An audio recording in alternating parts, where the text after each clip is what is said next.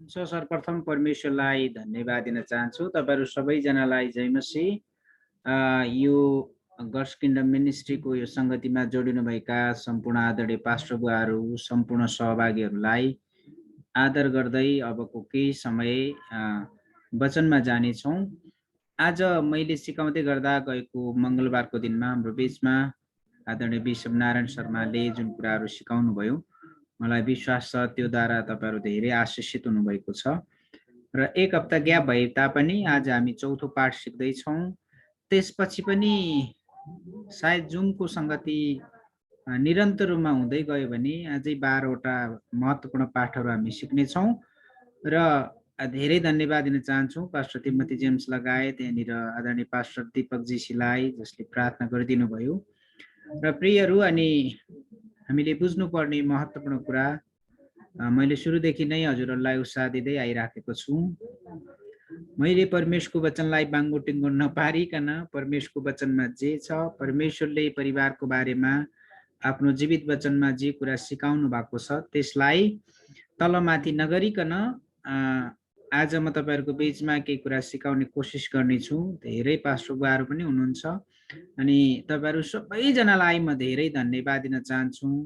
विशेष गरी pastor Simon सुजी, त्यसै गरी पास्टर तिमोथी जेम्स, हामी निरन्तर रूपमा प्रार्थना गरिराखेका छौं। र हमेशा दुईटा इन्स्टिट्युसन संस्था छ।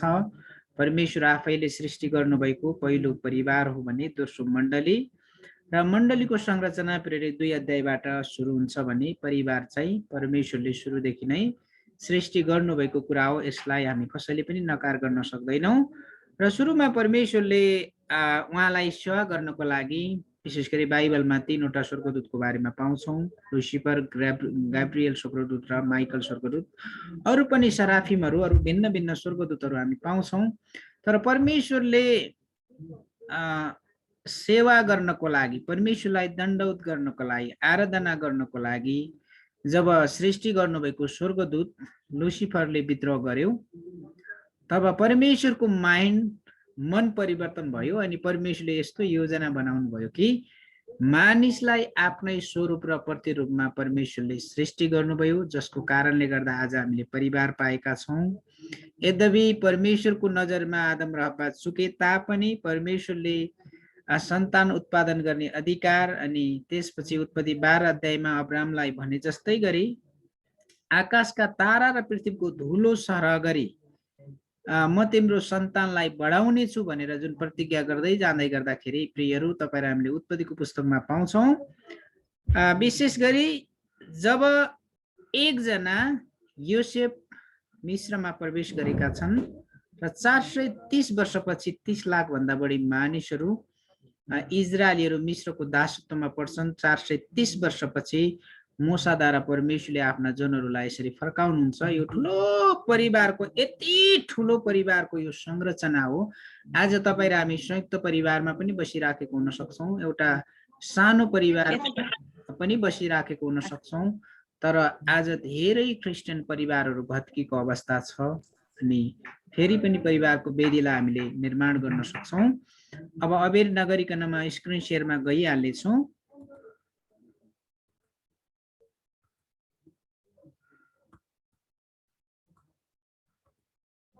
मलाई विश्वास छ तपाईहरुले देखिराख्नु भएको छ। परमेश्वरलाई हामी धेरै धन्यवाद दिन चाहन्छौं। परमेश्वर जो सबै कुराको मालिक हुनुहुन्छ, सबै कुराको सर्वेसर्वा हुनुहुन्छ। विवाह र परिवारमा परमेश्वरको उद्देश्य हामीले आज सिक्न लागिराखेको महत्त्वपूर्ण विषय, पहिलो विषय हामीले सिकेका थियौं विवाह के हो, दोस्रो परिवार के हो र तेस्रो चाहिँ विवाह र परिवारमा परमेश्वरको दृष्टिकोण। र प्रियहरू, दोस्रो पाठमा सिक्दै गर्दा तपाईले याद गर्नुभयो कि भएन, त्यहाँनिर 2 वटा परिवारको मैले एउटा केस स्टडी गरेको थिएँ।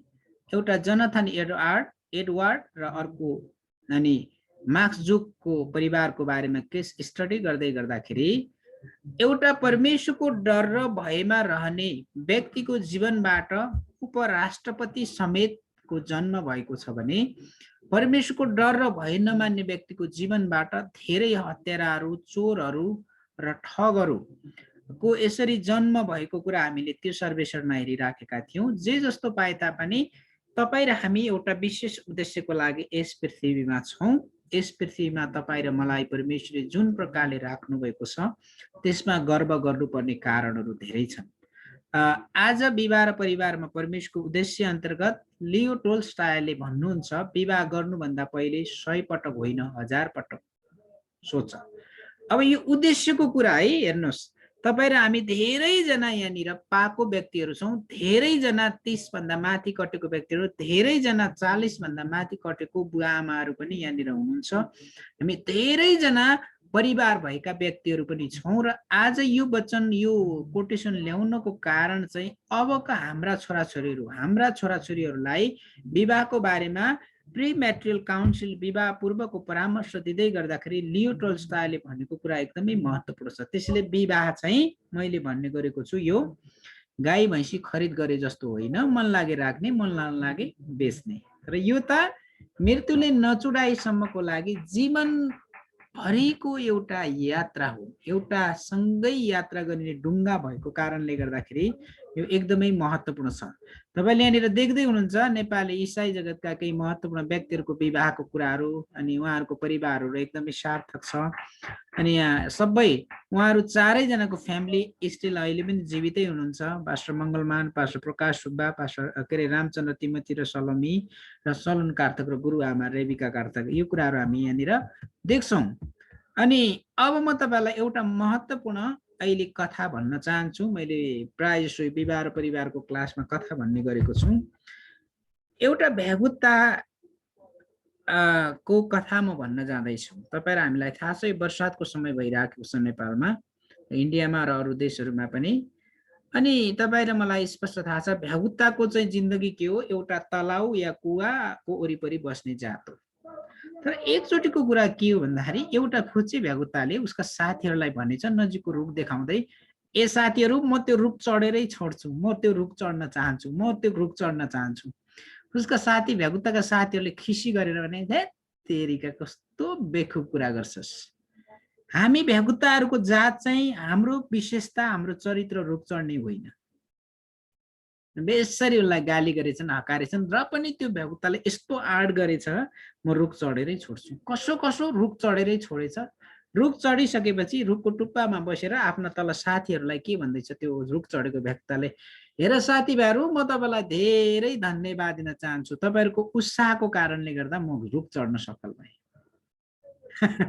सुन्दै हुनुहुन्छ, अनौठो कुरा यहाँ हुँदैछ, अनौठो कुरा। अब त्यो भ्यागुता जसलाई उसका साथीहरूले यस्तो नकारात्मक र गाली गरेका थिए, इन्कार गरेका, त्यही भ्यागुताले रुखमा चढेर उसको साथीहरूलाई धन्यवाद दिँदैछ। किन धन्यवाद दिँदैछ थाहा छ तपाईँहरूलाई? म बताउन चाहन्छु। किनकि यो भ्यागुता कान नसुन्ने भ्यागुता थियो। उसले कहिले पनि नकारात्मक कुरा सुनेन, तर आफ्नो लक्ष्यमा अगाडि बढिरह्यो। आज हामी इसाईहरूको धेरैजनाको जीवन भत्ताभुङ्ग हुनुको कारण हामीले अरू यस्ता नकारात्मक कुराहरूलाई सुनेका छौँ, जसको कारणले गर्दा हामी जुन उचाइमा पुग्नु पर्ने हो, जुन सफलतामा पुग्नु पर्ने हो, त्यो पुग्न सक्दैन। आज संसारको लागि हामी कान नसुन्ने यो भ्यागुता जस्तै भएर हामी सकारात्मक सोचका साथ अगाडि बढ्यौँ भने अवश्य पनि परिवार सफल हुन सक्छ। यो कुरालाई हामीले याद गरौँ र यो कथाको शिक्षा पनि यही हो। ओके, गएको पाठको अलिकतिमा जानकारी दिउँ तपाईँहरूलाई। चालक बाबु र छोराको कथा। चालक छोरा येशू प्रभु हुनुहुन्छ, चालक जो परमेश्वर पिताले जुन कुराहरू ल्याउनु भयो संसारमा। त्यति मात्र होइन, गएको 2 हप्ता अगाडि हामीले सिकेको कुरा सबै परिवारको सबै मानिसको शिर येशू हुनुहुन्छ। पुरुष र स्त्रीहरूले ख्रिस्टमा समर्पित जीवन जिउन पर्छ। पति शिर हो, पत्नीलाई प्रेम गर्नुपर्छ, पत्नी सहयोगी हुन् र पतिलाई सहायता गर्नुपर्छ र पति पत्नी वैवाहिक जीवनको एकतामा रहनुपर्छ। अनि असल व्यवहार, चालचलन, एकता, वास्ता र प्रेम परिवारमा भइरहनुपर्छ। यदि यी कुराहरू भएन भने हामीले एउटा असल र आशिषित परिवारको कल्पना गर्न सक्दैनौँ। त्यसो भए अब म तपाईँहरूलाई विवाह र परिवारमा प्रवेशको उद्देश्य के हो भन्ने बारेमा कतिवटा बाइबलीय दृष्टिकोण, कुनै पनि कुरा गर्नुको पछाडि एउटा विशेष उद्देश्य हुन्छ प्रियहरू। त्यो उद्देश्यका साथ नै, यो उद्देश्य अनुरूप नै के हुन्छ, हरेक कुरा त्यसमा महत्त्वपूर्ण हुन्छ। यो उद्देश्य बिनाको जीवन हामीले हेर्यौँ भने अनि कहिले पनि हामी सफलतामा अगाडि बढ्न सक्दैनौँ। आज हरेक जतिजना हामी यहाँनिर छौँ, यो जुन व्यक्तिले सिर्जना गर्नुभयो उनले एउटा उद्देश्यका साथ सुरु गर्नुभयो। फेसबुकको कुरा, व्हाट्सएपको कुराहरू, धेरै कुरा, र परमेश्वरले पनि उहाँसँग सहयोग, सहायता, आराधना, महिमा, प्रशंसा, आशिष जीवन जिउनको लागि एउटा परिवारको संरचना बनाउनु। त्यही कारणले गर्दा हरेक व्यक्तिको जीवन र हरेक परिवारमा परमेश्वरको विशेष उद्देश्य रहेको छ।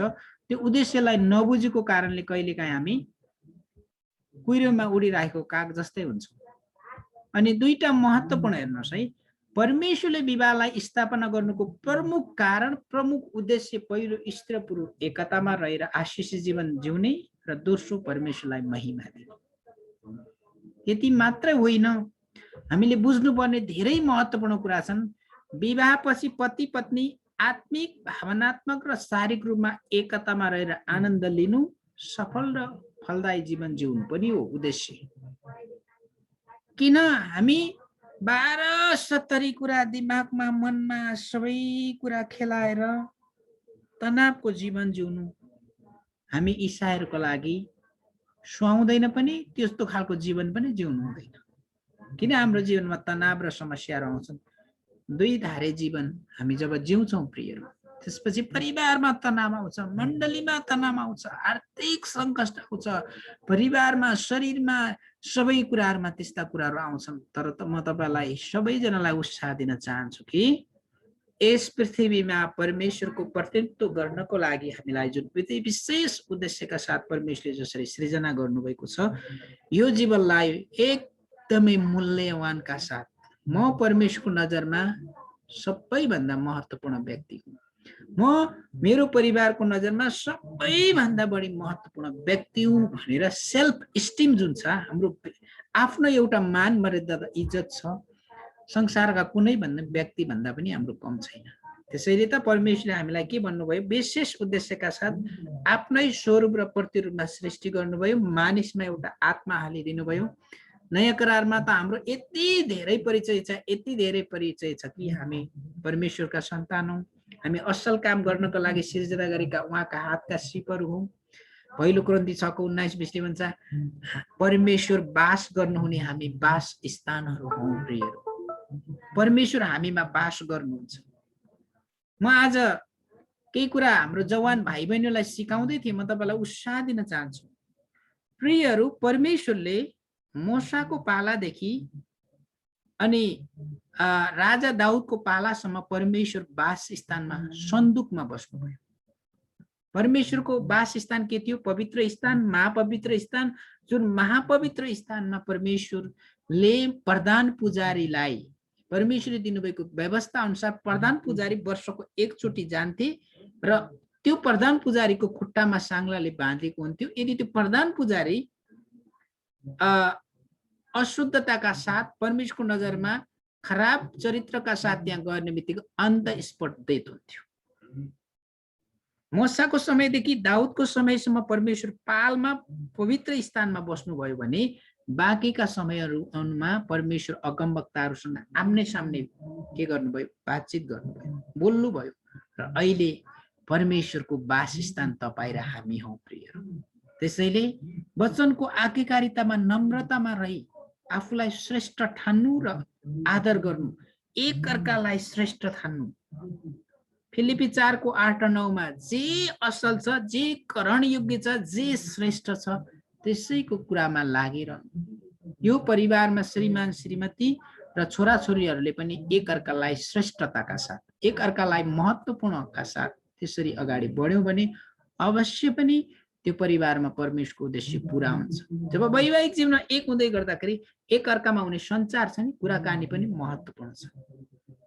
आज धेरै परिवार भत्किनुको कारण श्रीमानले बोलेको कुरा श्रीमतीले सुन्दैन, श्रीमतीले बोलेको कुरा श्रीमानले सुन्दैन, दोहोरो बातचित नभएको कारणले गर्दा धेरै कुराहरू, यस्ता कुराहरू आउँछन्। त्यति मात्र होइन, सफल परिवार मा सम्बन्ध एकदमै महत्त्वपूर्ण कुरा हो। एक आपसमा भएका भौतिक आवश्यकताका कुराहरू त छँदैछन्, त्यसका साथसाथै हामीले बुझ्नुपर्ने कुराहरू दैनिक जीवनमा चालचलन दैनिक जीवन जिउँदै गर्दाखेरि समस्या र विवाद केका लागि। पाउलले तिमीहरूलाई भनेका छन्, ए बाबा नाङ्गे आयौँ नाङ्गै जान्छौँ, खाना र लाउनसम्म छ भने त्यसैमा सन्तुष्ट हुन सिक्न पर्छ। टाउकोलाई घन्टाउके बनाएर केका लागि हामीले एकअर्कासँग विवाद र झगडा गर्ने? केही पनि फाइदा छैन प्रिय। हामीले एउटै मात्र लक्ष्य राख्न पर्छ कि प्रभुको अगाडि एक दिन जाँदाखेरि प्रभुले स्याबास मेरो असल छोराछोरी, स्याबास मेरो असल छोराछोरी भनेको हामीले त्यो दिनलाई हामीले पर्खन पर्छ प्रियहरू। ओके, अब महत्त्वपूर्ण उद्देश्यमा म जाँदैछु, केही विवाह र परिविवाहका अर्थात् वैवाहिक जीवनको लागि। अनि विशेष गरी महत्त्व, हामी विवाह भइसकेको छ र पनि के हो विवाह? के हो विवाह? प्रेमको लागि। परमेश्वरले प्रेमपूर्वक आदमलाई प्रेम गरेकै कारणले गर्दाखेरि आदमकै करङबाट हब्बालाई प्रेमपूर्वक नै के गर्नुभयो? यहाँनिर एउटा असल जोडी जुटाइदिनु भएको छ आदमकै करङबाट। प्रेम विवाह बिना विवाह र परिवारको कल्पना गर्न सकिँदैन र संसारमा सबभन्दा बढी चलन चल्तीमा आएको शब्द नै प्रेम हो र परमेश्वर प्रेम हुनुहुन्छ। बाइबल परमेश्वरको प्रेमको सन्देश हो। यदि आज हामीमा प्रेम छैन भने, जस्तै उदाहरणको लागि एउटा पाइप छ, पाइपभित्र पानी बगेन भने त्यसको केही अर्थ हुन्छ? अर्थ हुँदैन प्रिय। यदि हामी आज वैवाहिक जीवनमा एकअर्का बीचमा प्रेम छैन भने एकदमै कठिन छ, गाह्रो छ, रुखो छ, पीडा छ, समस्या छ, समस्या। त्यही कारणले गर्दा पहिलो कुरा विवाह अर्थात् परिवार के को लागि? यहाँनिर विवाह का मूलभूत उद्देश्यहरू अर्थात् विवाह र परिवारका मुख्य, विवाह र परिवारका मूलभूत यहाँनिर छुटेको छ। विवाह र परिवार भित्रका मूलभूत उद्देश्यहरू, विवाह र परिवार के को लागि? प्रेमको लागि हो। कलसी 3:14 पावलले भन्छन्, सबैभन्दा बढी प्रेम धारण गर जसले सबै थोकलाई एकतामा बाँध्छ। ओके, दोस्रो कुरा विवाह परिवार स्थापनाको लागि पनि हो प्रिय। अनि परमेश्वरले परिवार स्थापना गर्नुभयो। आदम र हब्बालाई परमेश्वरले आदमको लागि हब्बा दिनुभयो र यद्यपि परमेश्वरले के भन्नुभएको थियो? फल्दै फुल्दै र वृद्धि हुँदै जाओ र पृथ्वीमा भरिँदै जाओ। यसको अर्थ विवाहपछि सन्तान उत्पादन पनि गर्नु हो। र अब विचार गर्नुहोस्, आदम र हब्बा के भए? पापमा चुके, तर के गर्नुभयो? परमेश्वर आफ्नो प्रतिज्ञामा कहिले ढिलो गर्नुहुन्न। परमेश्वर जहिले अडिग हुनुहुन्छ प्रिय। फल्दै फुल्दै वृद्धि हुँदै जाओ र भरिँदै जाओ भन्ने जुन प्रतिज्ञा परमेश्वरले दिनुभएको थियो, आदम र हब्बाले पाप गरेर परमेश्वरको नजरमा चुके तापनि आदम र हब्बालाई सन्तान उत्पादन गर्ने शक्ति र क्षमताबाट उहाँले वञ्चित गर्नु भएन। त्यसैले दोस्रो उद्देश्य के हो? सन्तान उत्पादनको लागि पनि वैवाहिक जीवन एकदमै महत्त्वपूर्ण छ। यो कुरालाई तपाईँ र हामी कसैले पनि नकार्न गर्न सक्दैनौँ। अनि तेस्रो कुरा हो एक आपसमा सहयोगी बन्न र सङ्गति गर्नको लागि। उत्पत्ति 2:18 के भन्नुभयो परमेश्वरले? मानिस एक्लो रहन असल छैन, म त्यसको निम्ति सुहाउने एउटा सहयोगी बनाउनेछु। आदमको लागि सहयोगी बनाउनेछु भन्नुको अर्थ चाहिँ एक आपसमा सङ्गति र सहयोगी बन्नको लागि पनि हो। सङ्गति भनेको के हो? एउटै गतिमा सँगसँगै अगाडि बढ्नु। हामी गड्स किङ्डम मिनिस्ट्रीको यो नेपालको समयमा 845 को जुन सङ्गतिमा रहन्छौँ, आराधना गर्ने लिड गर्नेले आराधना लिड गर्दै जानुहुन्छ। हामी एकसाथ भएर एउटै गतिमा सँगसँगै अघि बढिराखेका हुन्छौँ। एक आपसमा गरेको सङ्गतिले, भलाकुसारीले, बातचितले अनि एउटा असल सम्बन्ध निर्माण गर्छ। तपाईँ र मेरा इच्छा आकाङ्क्षाहरू धेरै छन्, तपाईँ र मेरा योजनाहरू पनि धेरै छन्, तर तपाईँ र मेरो अल्टिमेट सबैभन्दा ठुलो अल्टिमेट गोल के हुनुपर्छ भन्दाखेरि तपाईँ र हामीले बुझ्नै पर्ने महत्त्वपूर्ण अल्टिमेट गोल भनेको चाहिँ एकदमै महत्त्वपूर्ण कुरा चाहिँ तपाईँ र हामीले बुझ्नै पर्ने कुरा चाहिँ त्यो हो जो चाहिँ जसले गर्दा परमेश्वरको महिमा हुन सकोस् प्रिय। मैले अघि भन्दै थिएँ तेस्रो नम्बरमा विवाह एक आपसमा सहयोगी बन्न र सङ्गति गर्नको लागि। चौथो कुरा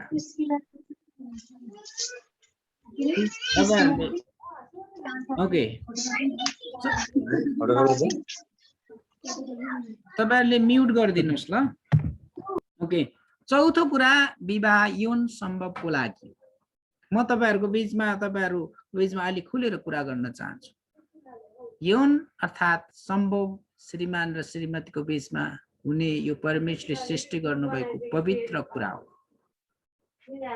यो जबरजस्ती होइन, छाडा प्रकारले होइन, यो स्वस्थ प्रकारले श्रीमान र श्रीमतीको बीचमा प्रेमपूर्वक गरिने, समझदारीमा गरिने महत्त्वपूर्ण कार्य। अनि यो कारणले गर्दा आज घर परिवारमा यो किन परमेश्वरले हालिदिनु भयो? यो उपहार हो, सृष्टिकर्ता परमेश्वरबाट उपहार हो प्रियहरू। यो चाहिँ केवल रातमा गर्ने कार्य मात्र होइन। म अलि खुलेर कुरा गर्दैछु तपाईँहरूको बिचमा। त्यसैले चौथो उद्देश्य अन्तर्गत विवाह यौन सम्भवको लागि पनि हो। यो कुरालाई तपाईँ र हामीले बुझ्नुपर्छ। अमेरिकामा तपाईँहरू धेरैजना हुनुहुन्छ। केही समय अगाडि मैले अध्ययन गर्दै गर्दाखेरि अमेरिकामा श्रीमान श्रीमती एकअर्कामा सन्तुष्ट नभएको कारणले गर्दा करिब करिब 70% विवाहहरू सम्बन्ध विच्छेदमा गएका छन्। अमेरिकाको कुरा।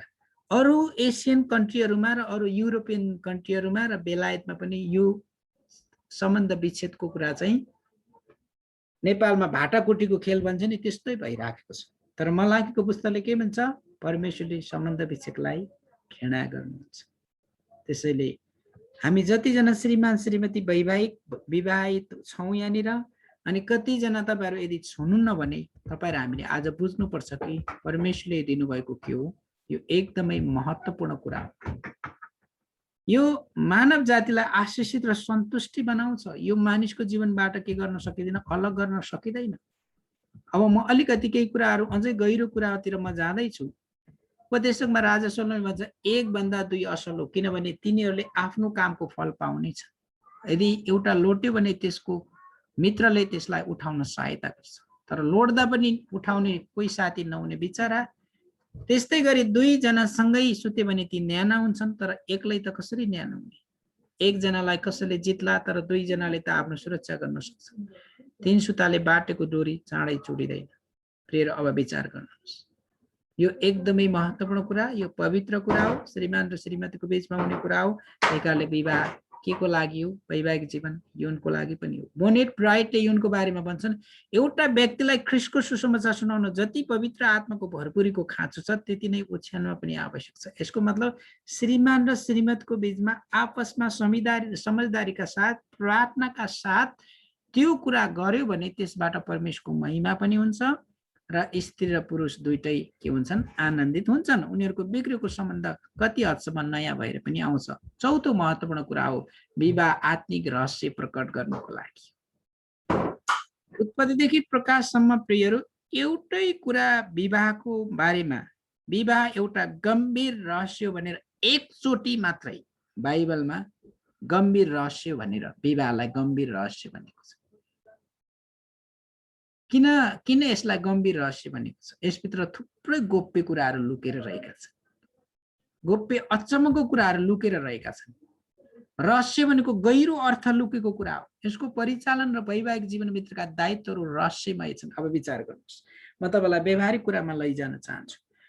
18-19 वर्षसम्म एउटा बुवा आमाले पालन पोषण गरेर एउटा छोरीलाई हुर्काउँछ र केही समयको मात्रै चिन्जानले गर्दा विवाह गरिदिएर अनि केही समय मात्र चिनेको केटाको हातमा सुम्पन्छ।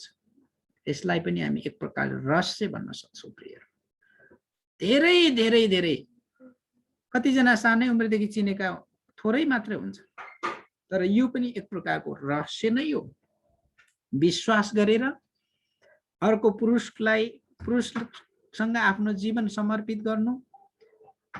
अब यो श्रीमानसँग म जिन्दगीमा दुःखमा, सुखमा, कष्टमा, गाह्रोमा, अभावमा, खाँचोमा म के गर्नेछु? साथ र सहयोग गर्नेछु भनेर के गरेको हुन्छ? विवाहको करार गरिएको हुन्छ।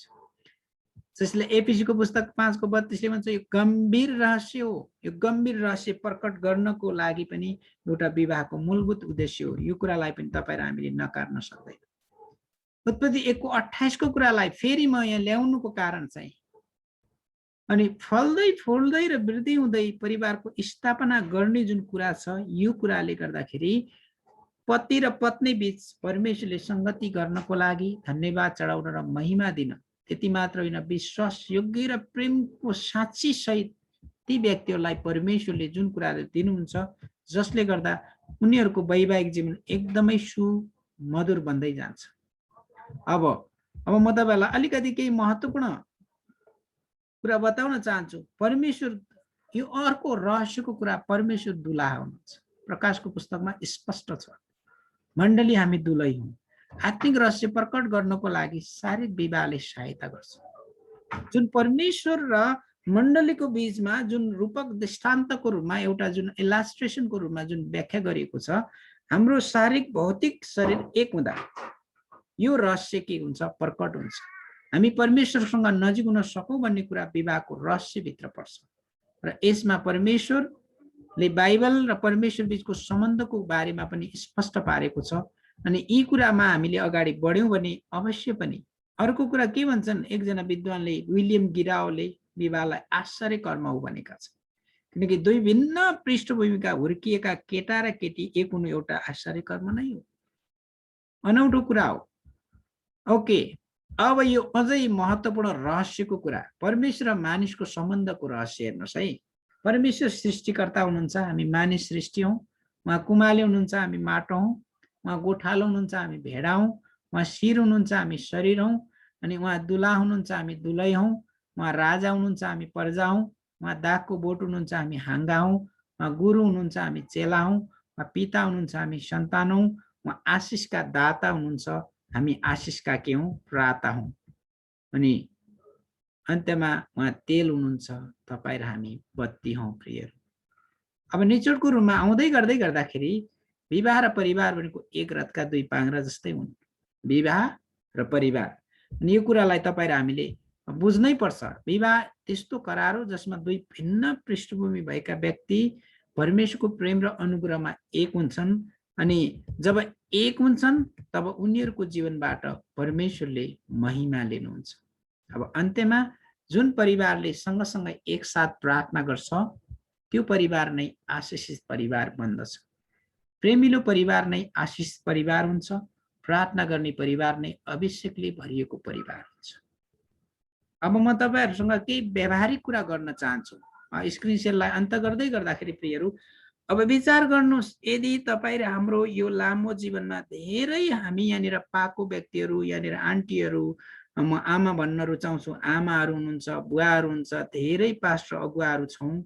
अब यदि हाम्रो जीवनमा अहिलेसम्म पनि ओहो मैले विवाह गर्नको उद्देश्य यो पो रहेछ, अहिलेसम्म पनि यदि हामीले थाप गरेका छैनौँ भने अब हाम्रा छोराछोरीहरूलाई के गरौँ, यो कुरामा सिकाउने कुरामा लागौँ। गलत सम्बन्धको कारणले गर्दा आफ्नो जीवनको अन्त गरेका छन्। मैले जवान भाइ बहिनीहरूको बीचमा सिकाउँदै गर्दा एकजना ले यस्तो प्रश्न सोध्नुभयो, पहिला पास्टर दाई मैले एकजना केटासँग विवाह गरेँ, ऊ अक्रिस्चियन थियो, म क्रिस्चियन थिएँ। अहिले मेरो पेटमा बच्चा आयो, अहिले मलाई त्यागेर ऊ चाहिँ हिँड्यो। अब मैले के गर्ने होला? बच्चा पनि हुर्कदैछ, 5-6 महिना भइसक्यो। के रे एब्रेसन गर्न पनि मिल्दैन, ठुलो हत्या हुन्छ।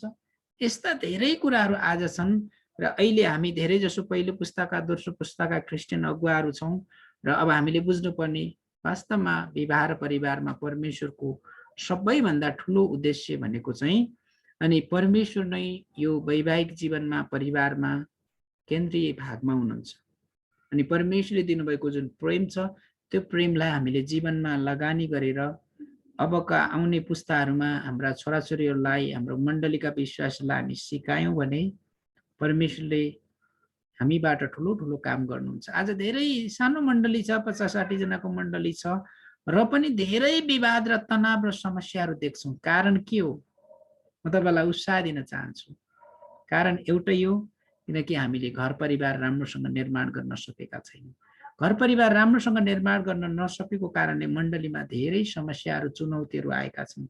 अनि कतिजना आत्मिक रूपमा धेरै हाई लेभलमा हुनुहुन्छ, हामी कतिजना आत्मिक लेभलमा तल, त्यो लेभल एउटा चेक एन्ड ब्यालेन्स पनि नभएको कारणले गर्दा धेरै समस्याहरू हामीले देखिराखेका छौँ। र प्रस्थान 20 अध्यायको 6 पदमा यसरी लेखेको छ, मलाई प्रेम गर्ने र मेरो आज्ञा पालन गर्नेको हजारौं पुस्तामाथि म कृपा गर्नेछु, म आशिष दिनेछु। एउटा अनुसन्धानले बताए अनुसार संसारमा सबैभन्दा बढी झगडा हुने ठाउँ नै परिवार हो। यो झगडा चाहिँ यो ब्याटलफिल्ड हो, लडाईँको भूमि हो, यो युद्ध मैदान हो। तपाईलाई व्यवहारिक कुरा बताइहालौँ, तरकारीमा नुन लागेन भने झगडा हुन सक्छ, अलिकति खुर्सानी लागेन भने झगडा हुन सक्छ। यस्ता साना साना यस्ता कुराहरू छन्। यी कुराहरूले गर्दाखेरि हामीले पावलले भने जस्तै घट्न र बढ्न सिक्यौँ भने अवश्य तपाईँ र मेरो परिवार पूर्णत हुन सक्दैन, तर सुखी र आनन्दित परिवार बन्नेछ। तपाईँ र हामीलाई थाहा छ पावल त वैवाहिक जीवनमा त्यति सफलता हासिल पारेका व्यक्ति होइनन्, तर पावलले के भन्छन् एफिसीको पुस्तकमा धेरै महत्त्वपूर्ण सन्देश दिएका छन्। आज धेरै परमेश्वरले परिवारलाई अत्यधिक प्रेम गर्नुहुन्छ। प्रियहरू, हामी यो गड्स किङ्डम मिनिस्ट्रीद्वारा जसरी एउटा परिवारमा एउटा फ्यामिलीमा छौँ, हामी एकअर्काको लागि प्रार्थना गरिराखेका छौँ। अनि आज हामीले यही कुराको महसुस गऱ्यौँ, हामी विशेष उद्देश्यको लागि परिवारमा परमेश्वरले हामीलाई राख्नु भएको। किन किन किन भन्दा पनि धेरै प्रश्नहरू सोध्नुभन्दा पनि किन किन भन्नुभन्दा पनि हामी निरन्तर गुणामा जाउँ, प्रार्थना गरौँ, प्रभु तपाईले चाहनु भएको, तपाईले उद्देश्य जे कुरा राख्नु भएको छ हाम्रो परिवारलाई निर्माण गर्नुहोस् भनेर हामी जब स्टेप पाइला चाल्न सुरु गर्छौँ अनि परमेश्वरले अवश्य पनि त्यो मार्ग हाम्रो लागि तय गरिदिनु हुनेछ। म हजुरहरू सबैजनालाई यही उत्साह दिन चाहन्छु, जुन महत्त्वपूर्ण उद्देश्यहरू, सबै कुराको मालिक, सबै कुराको असलको ठालो अनि दागको बोट उहाँ चाहिँ के अरे सबै कुराको सर्वेसर्वा परमेश्वर हुनुहुन्छ। अनि विवाह र परिवारको उद्देश्यको बारेमा मैले बताउँदै गर्दाखेरि सबैको लागि ठिक र बेठिक छुट्याउन सक्ने उमेर 12-13 वर्षदेखि 70 वर्षसम्मको लागि पनि हामी सबैको लागि यो विवाह र परिवार एकदमै महत्त्वपूर्ण छ। यदि तपाईहरु कतिजना अविवाहित हुनुहुन्छ भने अक्रिस्चियनसँग विवाह गर्ने त सोच्नु पनि हुँदैन, सपना पनि देख्नु हुँदैन, किनकि ज्योति र अन्धकारको केही पनि सरोकार हुँदैन। अनि यद्यपि हामी वैवाहिक जीवनमा बाँधिएका छौँ, धेरैजना पास्टर अगुवाहरू पनि छौँ र अब हामीले हाम्रो मण्डली र हाम्रो परिवारका परमेश्वरका छोराछोरीलाई यही शिक्षा दिन सकौँ र परमेश्वरले परिवारमा यस्तो उद्देश्य राख्नु भएको छ। आज धेरै परिवारमा मैले अघि भने नि एउटा खुलेर बताउनु पर्ने कुराहरू, दुईटा व्यक्तिलाई हामीले के गर्न सक्दैनौँ, झुट बोल्न सक्दैन। एउटा परमेश्वरलाई, एउटा म आफैलाई। म आफैले अरू मानिसलाई झुट बोलेर मक्ख पारे पनि म कहिले पनि आफैले आफूलाई झुट बोल्न सक्दैन। अर्को कुरा परमेश्वरलाई हामीले झुट बोल्न सक्दैन। र मैले भन्नुको तात्पर्य के हो भन्दाखेरि आज के साँच्चै तपाईँ र मेरो परिवार सन्तुष्ट परिवार छ, सुखी परिवार छ? यो गम्भीर प्रश्न हो। र विवाह र परिवारको विवाहको बारेमा विशेष गरी परमेश्वरले एकचोटि मात्रै बाइबलमा विवाहको बारेमा यो गम्भीर रहस्य हो भनेको छ। अरू सन्दर्भमा कतिपय कुराहरू छ, रहस्यका धेरै, परमेश्वरको वचन रहस्यले भरिएको छ।